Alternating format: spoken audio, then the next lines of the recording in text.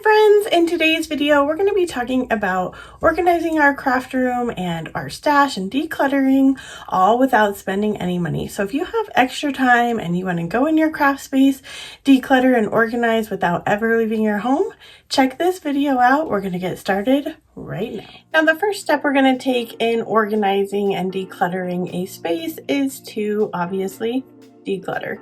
So in order to do that, you need some kind of method. There are tons of methods out there that you can use. My favorite has always been the KonMari method. And on a side note, this is not sponsored, but I used the KonMari method about 10 years ago to declutter and organize my entire house, and it totally changed my life. So if that is something that you're into and you want to kind of have a new you, new year kind of situation, check out this book, The Life-Changing Magic of Tidying Up. It is definitely one of my absolute favorite reads, and it totally changed my life. And again, not sponsored, just a favorite of mine.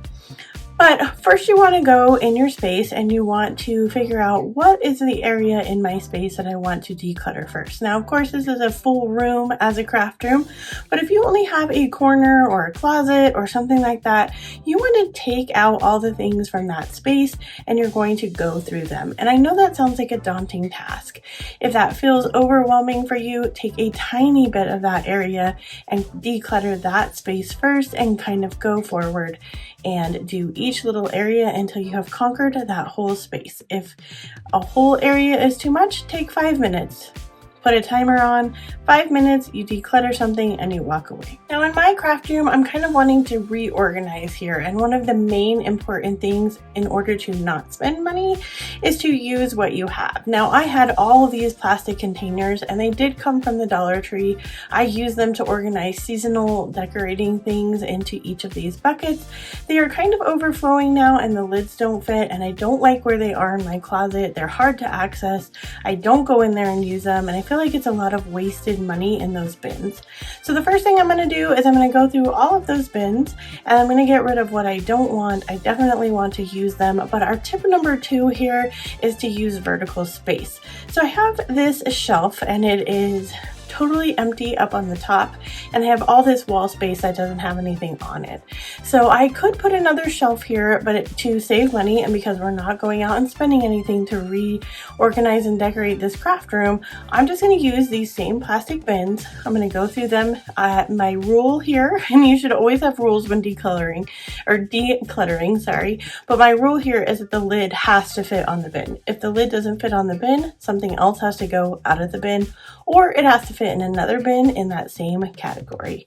It's rough, I know, but give yourself some parameters and figure out what does it mean, like why do you want to get rid of things, or what are the things you're getting rid of. In the life-changing magic of tidying up, one of the main ideas is whether or not those things bring you joy, and at first that's really hard to figure out, but after a while, you're like, this isn't something I want to use anymore, this isn't something I care to have anymore, then it's time for it to go. You're going to either donate your items, or if you don't want to donate, you can just throw them away, or you can donate to Goodwill. Mine has a drive up, as you can see here, and it's super easy to access. So if you're just in a hurry and you want to drop off stuff, find something that has a drop off. If you want to go more to a local area, which I suggest, you can find some local thrift stores or other local agencies that might want to take your things. One way to organize drawers and things like that is to use items you already have. Now, I had a lot of these plastic containers. I got most of my containers from the Dollar Tree and I've had them for years.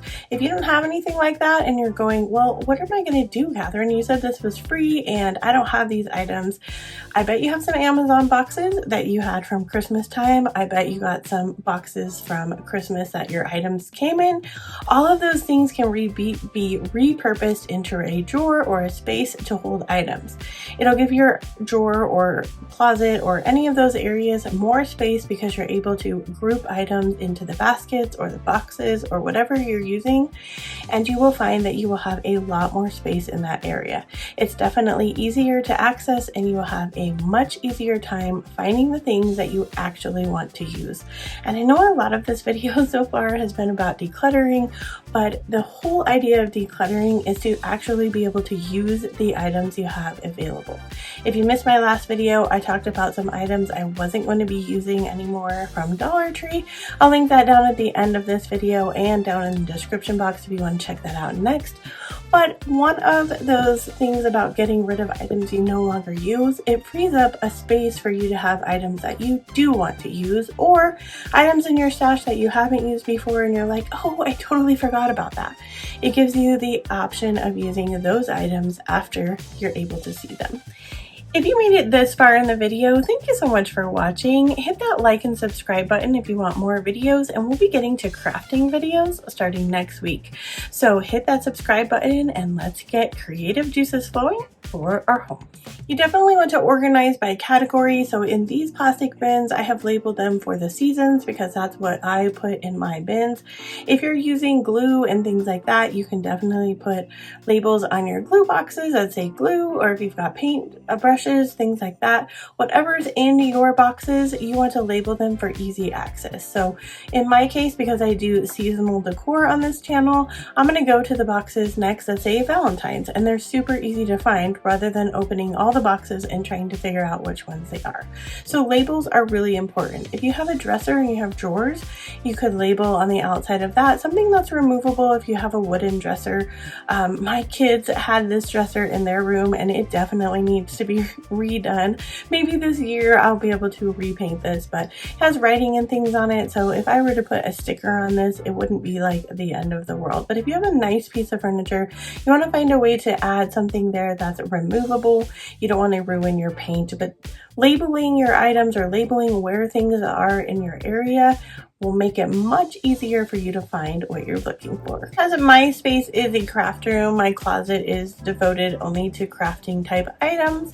But if you don't have a total craft room, one way to like use your space, if you have extra space in your closet or you can fit some boxes in there or something, label your boxes and make sure you use any kind of extra space you might have in your closet or under your bed. Those are great ways to store things in small spaces, and that way you can just pull it out, use it, and put it back.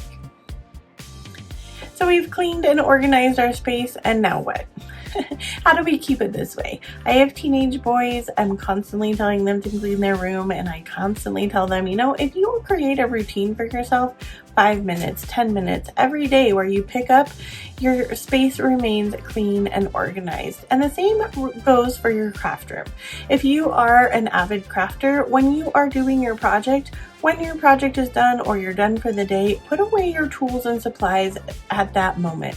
Sometimes you're tired, sometimes you're rushing, but if you'll put your things away at that time, the next time you come back in to use your craft supplies or your craft room or your craft space, you will be ready to get right along started in your project rather than having to put things away then and then pulling out new things, and that takes extra time away from actually working on the project. So if you will give yourself some kind of routine, 5-10 minutes, maybe a week, where you go in and kind of get rid of things, or you tell yourself once a month I'm going to go through this drawer that maybe I didn't get to, or I feel like I'm not using the supplies in this area and I'm going to spend one time a month going through those things and getting rid of things, your area will stay so much cleaner, you'll be so much happier, and you'll be using those creative juices more often. Thanks so much for making it to this part of the video. If you want to keep on crafting with me or organizing or talking about new things, new year for January, check out these videos next. And as always, wherever you are in your journey is a perfect place to start. And I will see you in my next video.